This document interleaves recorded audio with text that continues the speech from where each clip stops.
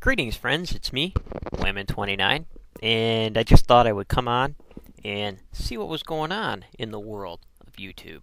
And lo and behold, in my inbox, and I'm subscribed to Venom Fang X, and I seen this video, cults, world religions, and all that crazy stuff. And I was pretty excited about listening to it, but I got to 13 seconds of the video. I already knew the whole video. And I just wanted to come on and give my opinion about where all this is going. The faith and works runs rapid among those with the evangelical worldview, and at times they get carried away, where they place more emphasis on their faith than they do on their works. Say, how can a man get to heaven doing works?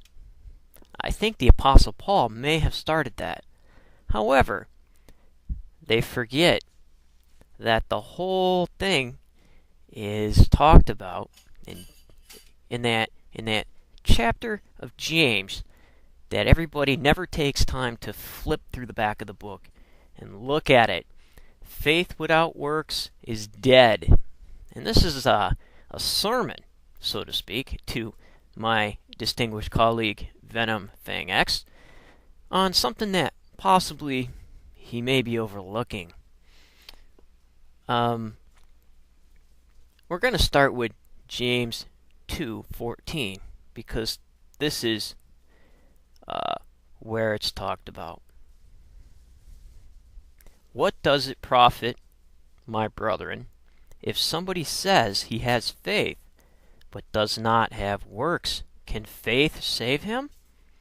If a brother or sister is naked and destitute of daily food, and one of you says to them, "Depart in peace, be warmed and filled," but you do not give them the things which are needed for the body, what does it profit?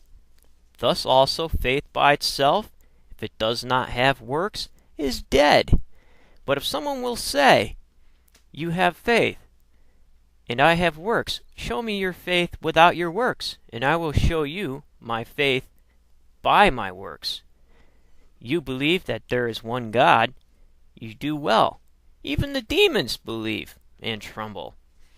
But do you want to know, O foolish man, that faith without works is dead? Was it not Abraham our father justified by works when he offered Isaac his son on the altar?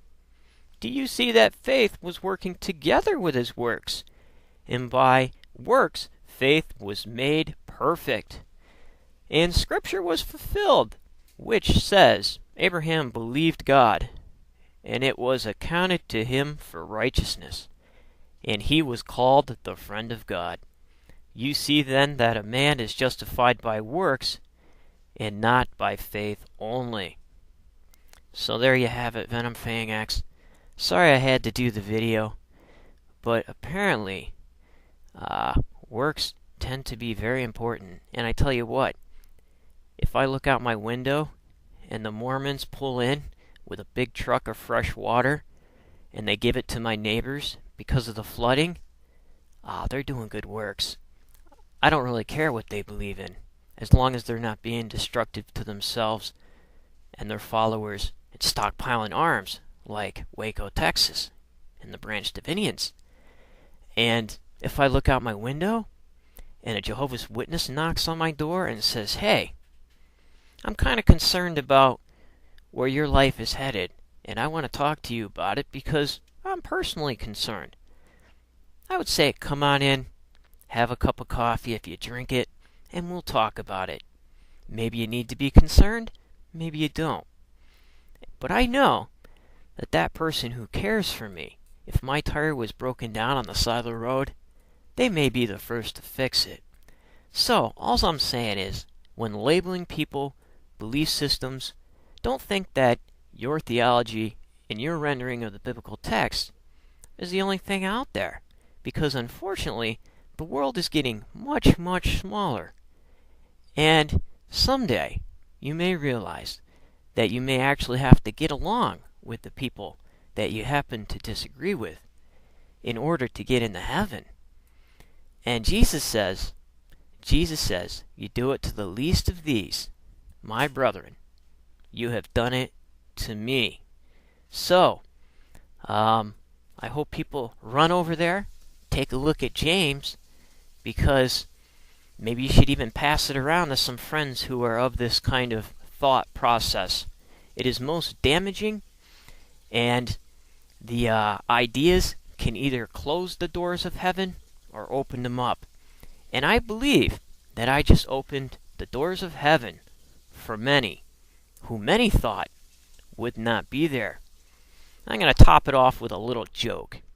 Just a little joke. And I don't do jokes much, and I'm terrible at it, so bear with me. This video didn't even intend to go this long. There's a Baptist. He dies, and he goes to heaven, and he gets to the gates.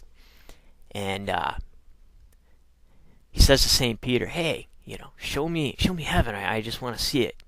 He's like, all right. So St. Peter takes him on a tour. And he's like, these are where all the people go, that have made it into heaven. And there were Methodists, and there was probably Islam people there, Mormon people there, and we're going by, and he says, man, you gotta be quiet when you go by this room. And the guy says, what do you mean? He says, well, that room's where the Baptists are.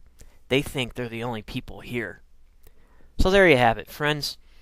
Remember, don't make heaven a selfish desire. Do good for the sake of doing good. Love the Lord your God with all your heart, and your neighbor as yourself. And remember, if everybody's thinking alike, then somebody isn't thinking.